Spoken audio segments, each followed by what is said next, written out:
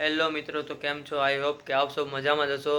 હું છું હાર્દિક ચૌહાણ ભાવનગરથી. અમે જવાના છીએ મહાકુંભના મેળામાં.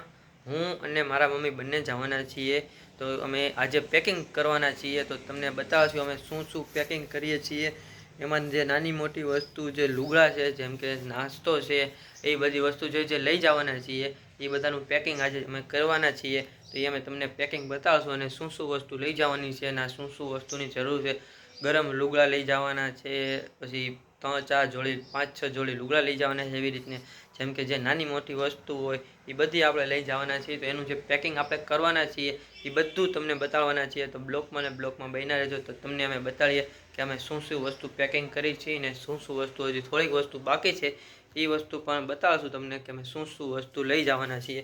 તો ચાલો મિત્રો, તમને બતાડીએ અમે.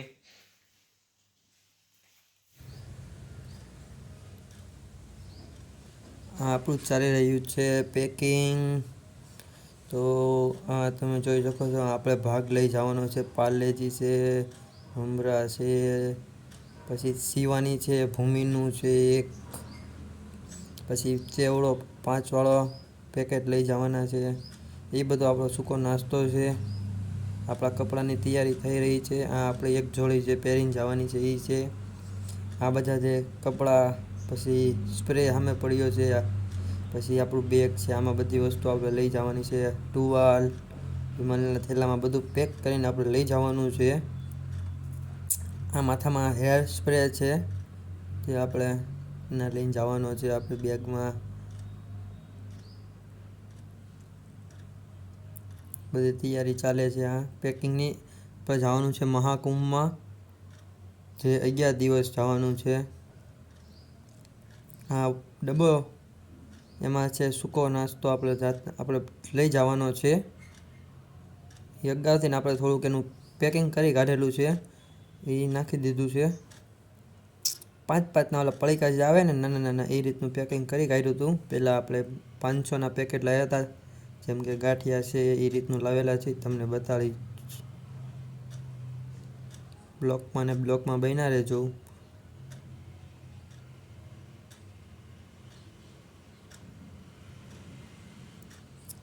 આ ખાખરાનું પેકેટ છે.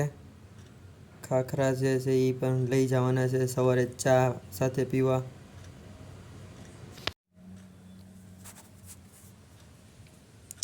આ છે શક્કરપારા, જે આપણે એના 2 પેકેટ લીધેલા છે. ખાખરા છે, જે કિલો ખાખરા છે. એમાં ગાંઠિયા છે, પછી એક બીજા ગાંઠિયા છે. એ રીતનું આપણે બધું આવી બધી વસ્તુ લઈ જવાની છે. પેકિંગ બધું ચાલુ જ છે. હજી થોડું ઘણું બાકી છે પેકિંગ. હેલો મિત્રો, તો આપણે જે થોડું ઘણું પેકિંગ બાકી હતું, પેકિંગ આપણું કમ્પ્લીટ થઈ ગયું છે. હવે આપણે નીકળવાના છીએ. થોડાક ટાઈમમાં આપણે બસનો ટાઈમ પણ થઈ ચૂક્યો છે. તો હવે આપણે આ બધો સામાન પેક થઈ ગયો છે. સામાન પેક થઈ ગયામાં થેલામાં આપણે નિશાન જે મારવાની, નિશાન આપણે મારવી છીએ, પણ બોલપેન આપણી હાલતી નથી. નિશાન લાગી ગયું છે ને હવે આપણે તૈયારી કરી છીએ,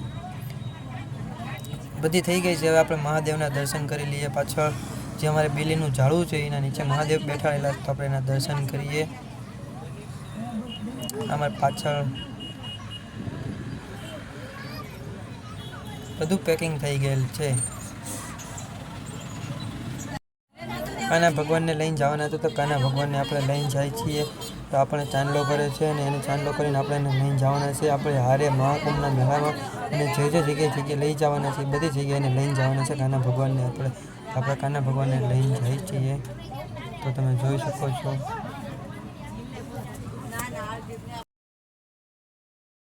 ફાઇનલી મિત્રો, આપણું બધું તૈયારી થઈ ગઈ છે અને હવે આપણે નીકળીએ છીએ.